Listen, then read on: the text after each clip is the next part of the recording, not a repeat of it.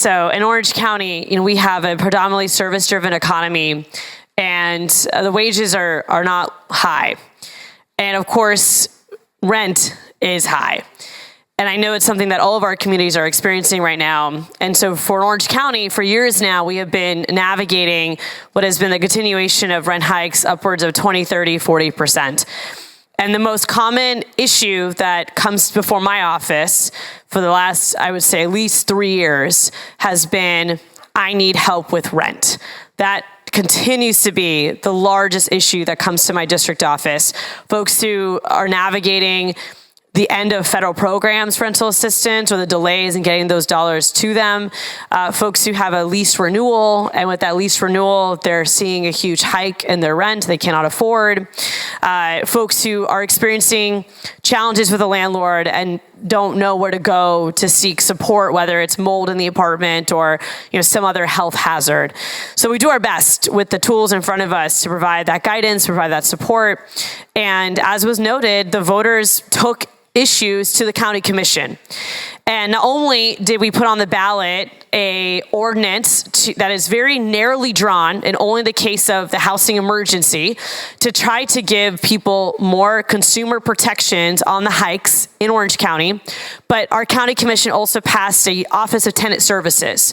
And the entire point of that, members, is that when you do have an issue with your landlord, and also vice versa, if the landlord has to figure something out with the tenant, you have an office you can go to at the county level to mediate that, to figure it out. Try to keep courts out of it if you can. Solve the problem locally so we ensure housing security for all.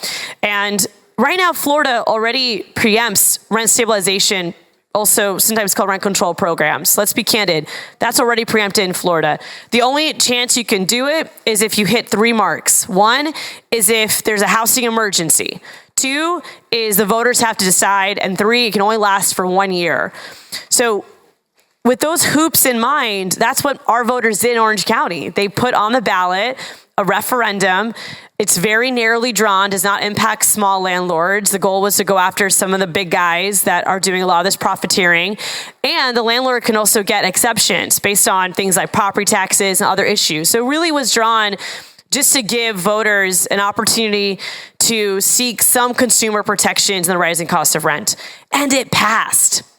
And it passed with millions of dollars spent by groups like the Florida Apartment Association, Florida Realtors, trying to stop it. I'm a renter, Mr. Speaker, and I got these ads, whether they're mail pieces or TV ads or digital ads marketed towards me.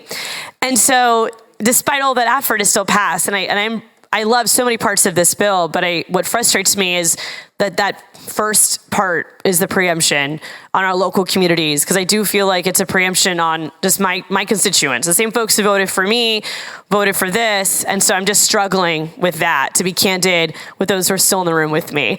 But I want to thank the bill sponsor, as she is such an amazing person, and we've had so many great conversations about this too.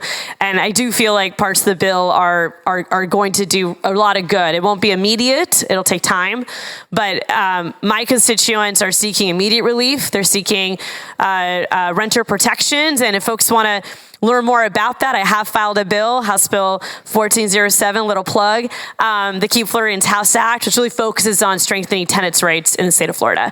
And so with that, I will pass the microphone back, and I appreciate folks giving me that time.